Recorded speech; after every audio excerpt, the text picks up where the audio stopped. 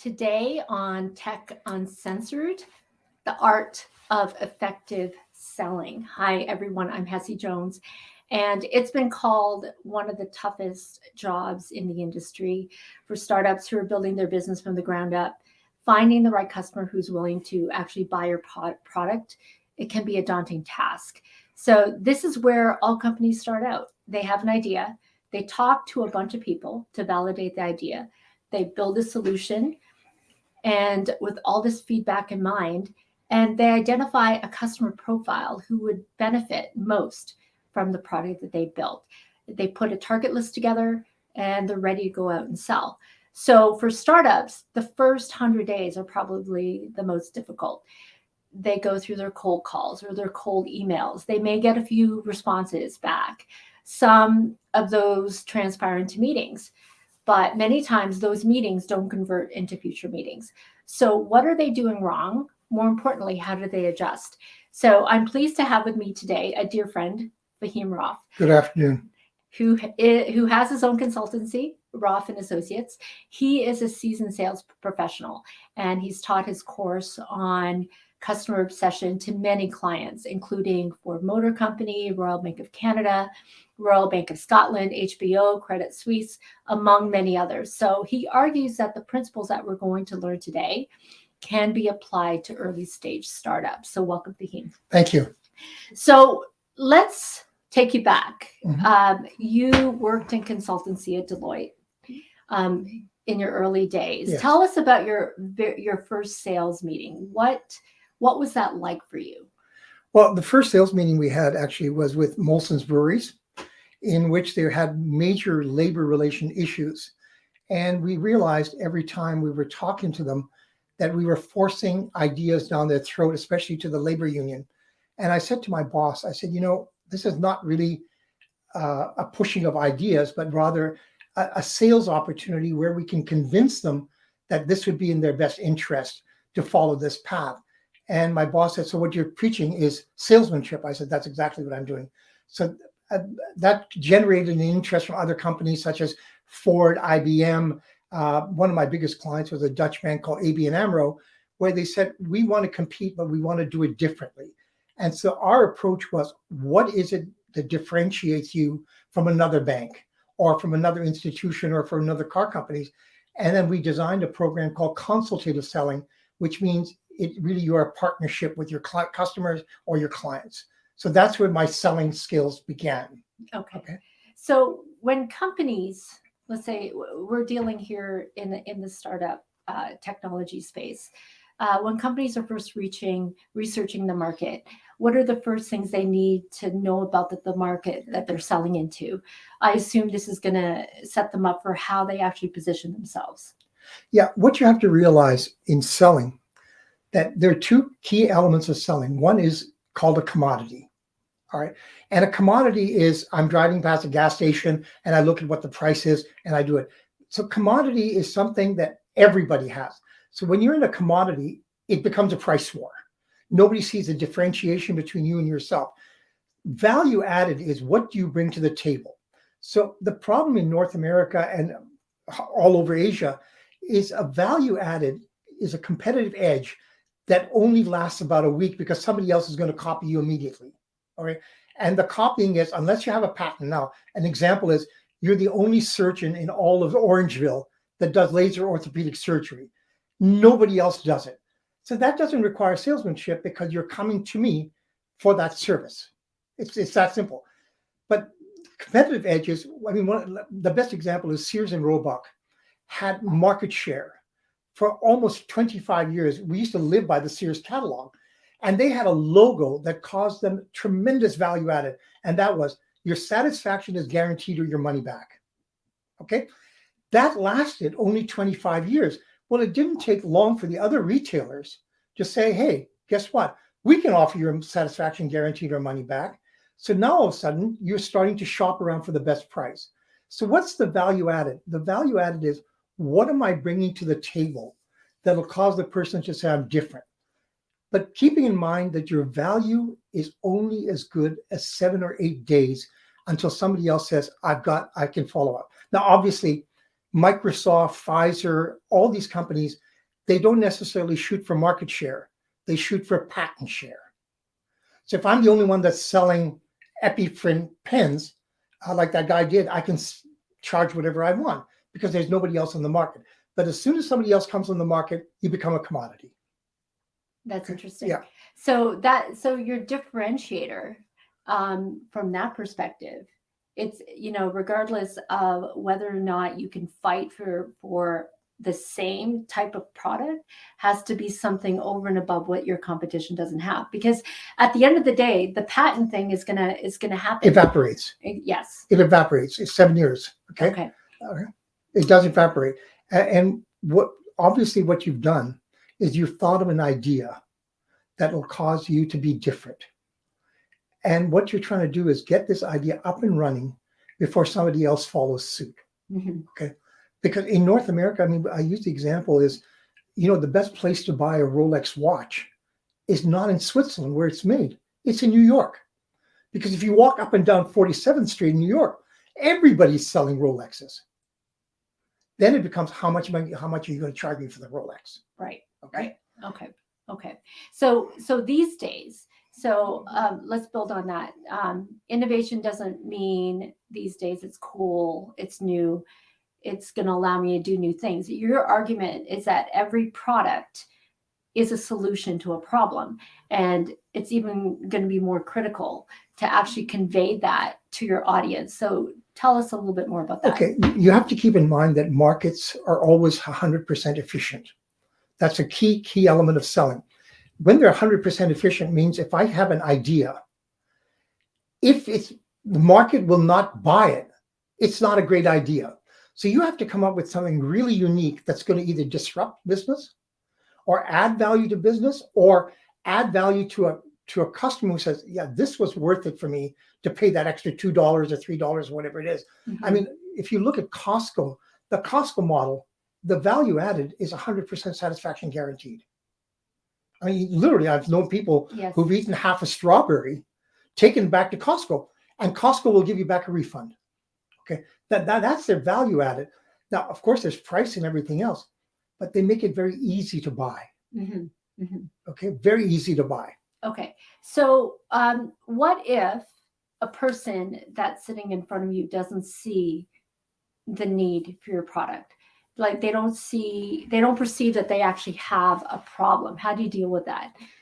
Well, number one, you wouldn't have come up with the idea if you didn't see a need. You as the inventor of the innovation, you have to understand a lot about the industry that you're going to work in. So the example that I used with you, Hesse, was if I am a drug company, I'm going to do a different sales approach to a pediatrician than I'm going to do a different approach to a cardiologist. So you must have identified something in that industry that allowed you to say, hey, if this person uses this product, it'll add tremendous value either to their practice, their bottom line, their profitability, or their market share.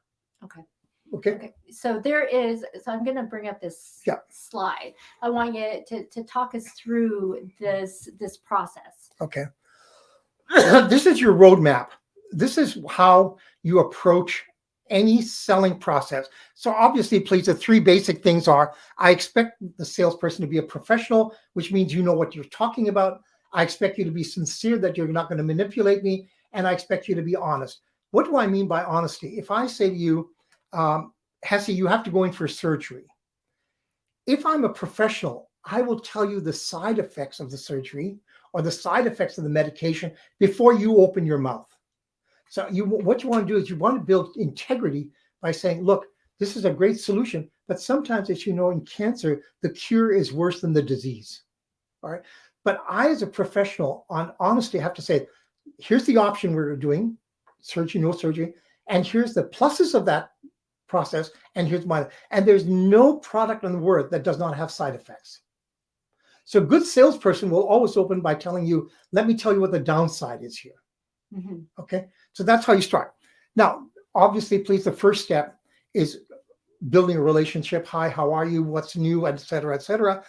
You can do this depending on how nasty your client is for very short periods of time, or they'll say, no, let's talk about the Toronto Blue Jays or the Raptors. So rapport is just, how are you, and we're building a relationship. Some clients will allow you to do this for a certain period of time, and some clients will clamp you down and say, what the hell do you want? Okay. So it always depends on who you're selling to. Okay. Once the rapport is built, the customer will say, all right, what's this all about? Okay. At that point, you have to establish something called the general benefit statement. That is, what is the reason I'm here? Now, the most critical thing is we call that the 4 U's. So when you say to me, why are you here? I have to point out to you the 4 things that I think that are very important to you. So I'm going to use the word you 4 times during that process. So I think the example I used was a plastic surgeon, or the example I could use is as an industrial manufacturing person.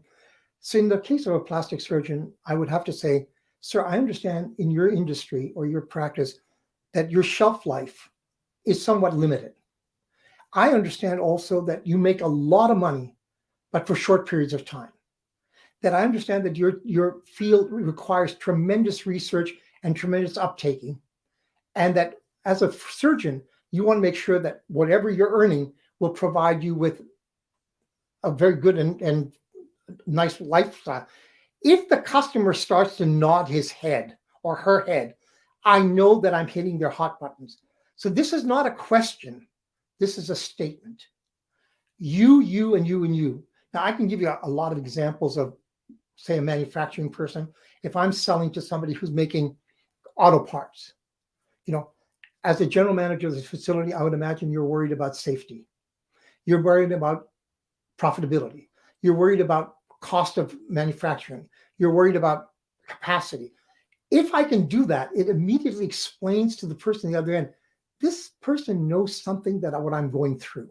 Okay. So in part of this process, what you also say is that every time your potential customer opens their mouth, it gives you an opportunity. Correct. So you want to have them do most of the talking. Is that right? Or at that point, so the next step after the person has nodded their head, you'll say, my name is Hesse Jones. You've already done that. And what we bring to the table is networking, funding. What else did you say you bring? Advisory. Advisory. And the person says, yeah, that's right. And then he's going to say, all right, so tell me about, he's going to lean, or she's going to lean back and say, so tell me about your program. The worst thing you can do is open your mouth at that point. You turn it around and say, you know what? Tell me a little bit about your idea. Now you're exploring. Now that's called probing. Okay. And I want to probe because for 2 reasons. One, is there a fit? Number 2, is there an opportunity for me as a salesperson? Right. And is my product going to arouse enough interest for you to follow up? Right. Okay. So I'm then all I do is I ask questions. And if they keep saying, well, why do you need to know this? Because, sir or ma'am, our solutions are all tailored. They're customized specifically for you. The more I know about you, the better I am able to serve you professionally. Okay. So the more, every time they open their mouth, oh, I'm worried about my daughter. Well, that's an opportunity to life insurance, educational programs, RESP. So every time the client opens their mouth, they're saying, this is what's worrying me. But you cannot allow that customer to take control of the meeting and say, tell me about your program. Because then all they're doing is sitting back and evaluating, and they'll say, oh, thank you very much, send me a proposal. No. Right. Okay. So let's take this into a scenario. Okay, so sure. So when you're selling, you don't you need to know not only who the decision maker is, what his triggers, what does he care about. If there are more than one person Correct. in the room, let's say I have a brand new type of process that will mean that I'm creating, or I'm developing a product that has organic elements that can replace chemicals in plastic bags. Yes. So my target are manufacturers of plastic bags. I secure a meeting with a VP of product. Yes. He brings his CFO into the room. Yes. And a researcher. Yes. So from that perspective, Like what would I do in that Okay. meeting? All four of them would have a different you. So for instance, the CFO, am I going to get return on my assets? How much investment is going to be required? What is going to be necessary for us to launch this product? So they're looking at it from a financial perspective. So I have to talk from a financial perspective. If it's the manufacturing guy, he's going to be, or she's going to be looking at how easy is it to implement? Okay. What's the cost of implementation? How smooth can it be? What type of capital equipment do I have to invest in order to get this done? And will there be after sales support? All right. Is there an 800 number I can call if the manufacturing doesn't go smoothly? All right. The marketing person is going to be completely different. You're interested in market share, competitive analysis. Okay. Who's going to buy this product and who are my competitors? So you're going to be switching back and forth. Now, what we say, please, if you are a salesperson and you have a technical person on the other side, I mean, a highly technical person, they can sink you in 2 seconds because you don't have the knowledge. Right. So when you go into that meeting, you better make sure on your deal team, you also have a technical expert. You don't need a financial person because those are generic return on investments. You want to make sure the cost of capital, et cetera, et cetera. But when you get into highly technical, we call that the feasibility stage. At that point, if you're going in, the technical guy is going to ask you a lot of questions to trip you up. You have to have a technical person, maybe it's you yourself, who is able to respond to that technical question. Okay. Okay. So each person is going to have a different hot button, Essie. Okay. They're all going to have different hot buttons. Marketing, finance, sales are all going to have different hot buttons. So let's talk about the objection handling. Okay. Because you said that when you're trying to move somebody up this curve to conversion, they could bring this in at any An time. attack could happen at any time during the meeting. If you say good morning, that individual, she's had a bad day. What's so good about it? All right. Are you here to waste my time? Or worse, all right, I'm going to give you 60 seconds. Now hit me with your best shot. Well, we're not playing golf here. Yeah. I mean, the best example I can give you in New York, when we were selling to the New York Energy Board, we had a 1-hour meeting. And the VP of manufacturing came out and said, I don't have a lot of time, so you got 60 seconds to give me your best shot. And we looked at him and he said, sir, we need to reschedule. All right. So objection can happen anywhere. Now, number one, never, ever disagree. Okay. Never argue. Never. Always tell them they have their right.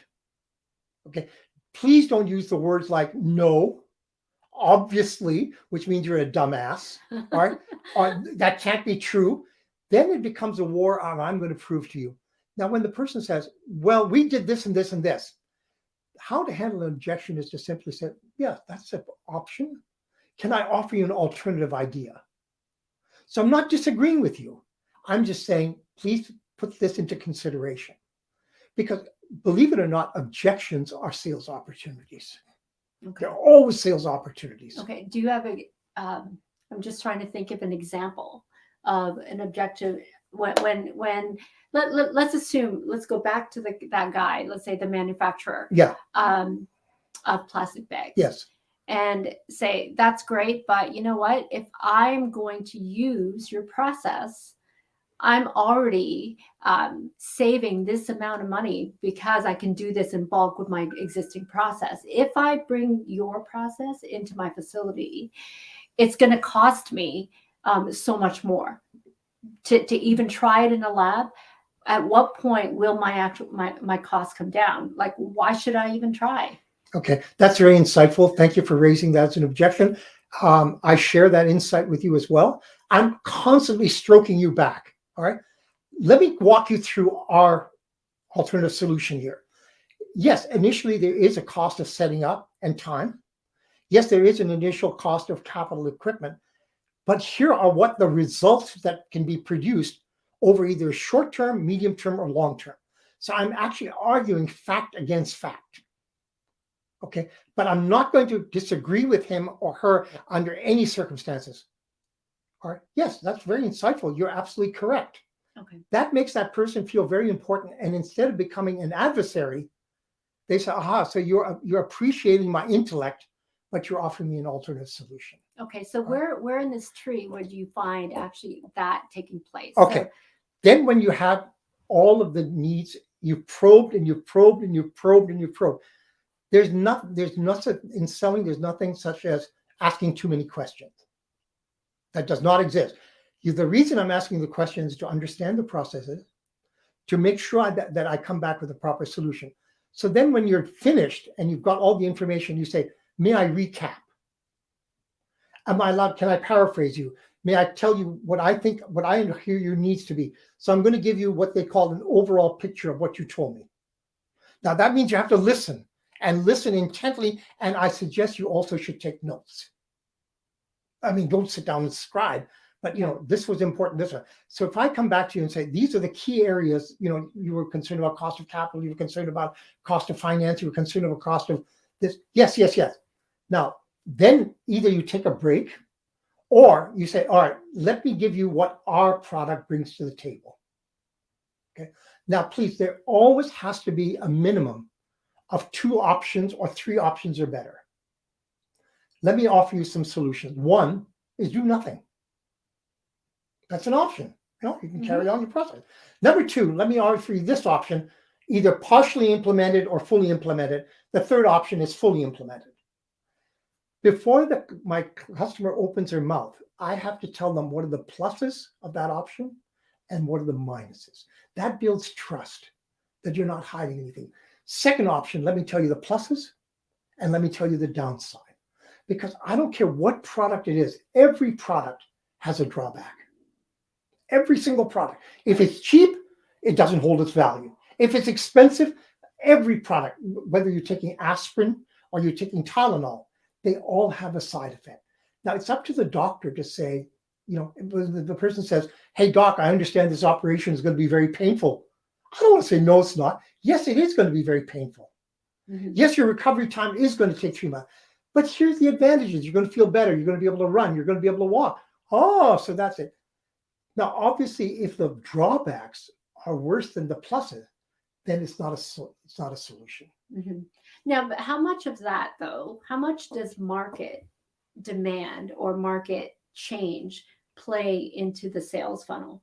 Because they may not be ready for it, or let's say there are too many things that are going against you in the sales process, but eventually, and this is, I use the example of Blockbuster. Eventually, they have to listen to the market. Of course. Market of demand. Course. Of course. And they know that things are changing. At what point do you think it's possible that the person that you're selling to is going to be more open to your alternative? That's the beginning of the closing of the sale. And what will happen is a lot of customers will say, let me delay. Let me get back to you on this. Let me think about it. Okay. That delay can cause you to lose huge opportunities.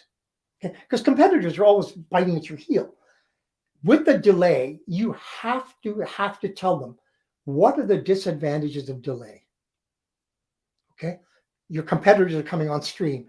Cost of borrowing is going to get more expensive. The cost. So that, and by the way, we believe the most important thing in closing is storytelling. Tell me a bit more about that. Storytelling is, let me share an example with you. Okay.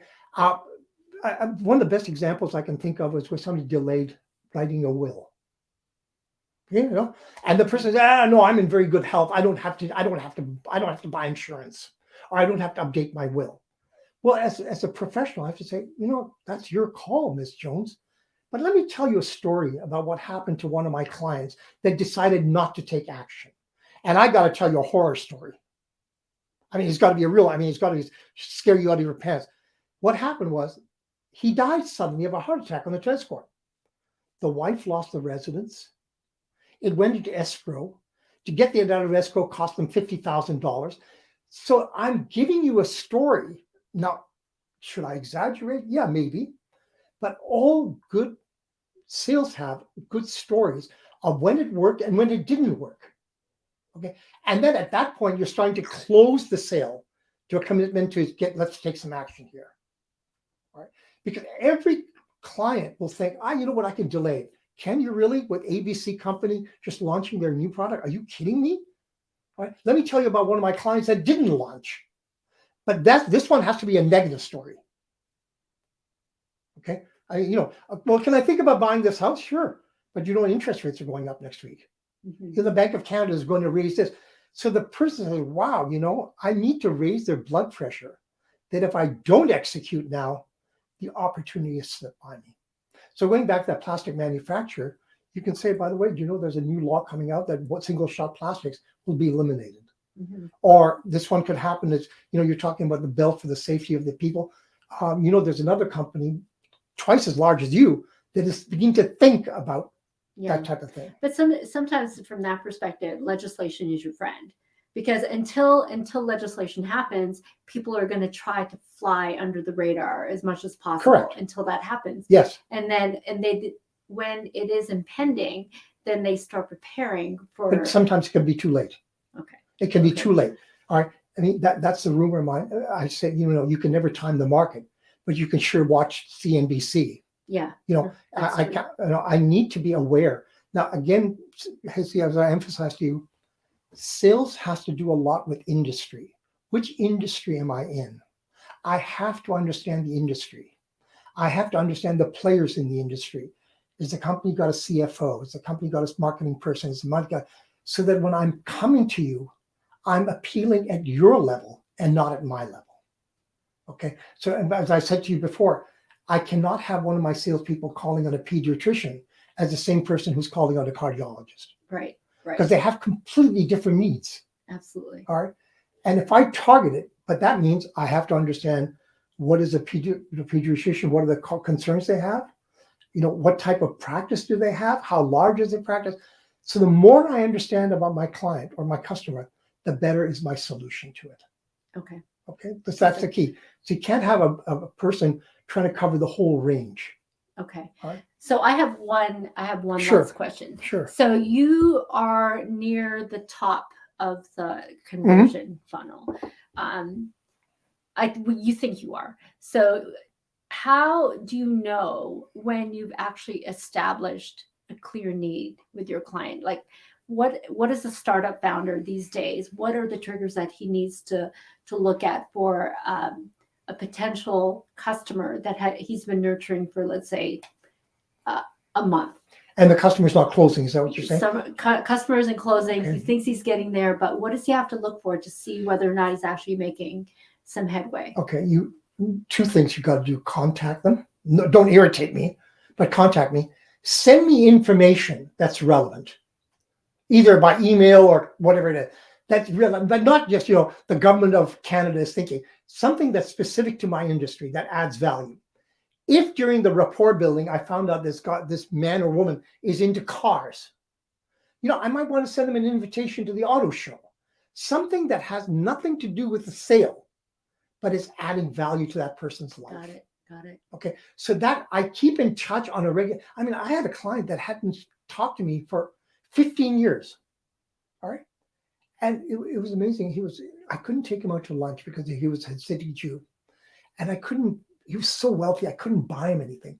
I was in Amsterdam and I went to Anne Frank's house, the one where she was, and I knew he loved it. For 9 guilders, in those days it was $9, I bought her last page of her diary. That's all I did. And I put Dr. Allen, when I saw this, I couldn't think of you. And I mailed it to him for 9 guilders. I got a contract the next month for over $250,000. Wow. From an investment of $9. But you have to think about your clients all the time. Don't irritate the hell out of me by calling me well, have you decided? Have you do things that have nothing to do with the sales process that adds value? But you obviously knew from previous probing. Yeah. The probing. I knew what they liked. I mean, when I'm rapport building, the person says, "Oh, I love hockey," or "I love hunting," or "I love skydiving." What can I find out? The minute I met Dr. Alan Seinfeld, he had on a yarmulke. I said, "Alan, come on, I'd like to take you out for lunch." "No, I'm sorry, I'm kosher." Well, I said to you, every time the client opens their mouth, they give you an opportunity. And the opportunity was he was a very proud Jewish person who was very proud of his heritage. I can take advantage of that. Right. Right. So the sales process is not only just all the stuff, but how do I keep it rolling? Right. Yeah. Right. And you never know when the opportunity would strike. I mean, I tried him for 5 years, but when I saw that Anne Frank's diary, I knew I got him. Wow. I knew I got him. That's Right? amazing. That's Yeah. amazing. Thank you. Oh my My goodness. pleasure. It's already half an hour. Ah, that went fast. It went fast. Thank you so much, Vicky. My pleasure. So thank you everyone for joining us today. If any of you have comments or topics Contact you. that you want to talk about, just email us at communications@altitudeaccelerator.ca. We are currently accepting applications for both our incubator and investor readiness program. So if you want more information, please go to our website, altitudeaccelerator.ca. Next week on Tech Uncensored, finding your technical co-founder. So until then, Hessie, if anybody wants these cards, you can hand them out. oh, right. Yeah, we do we have have these cue cards. These cue cards that actually provide a good That synopsis was exactly what we did. of the selling skills. So this is amazing. We do have them on hand if anybody wants them. So until then, I'm Hessie Jones, and have fun and stay safe. Bye, guys. Okay.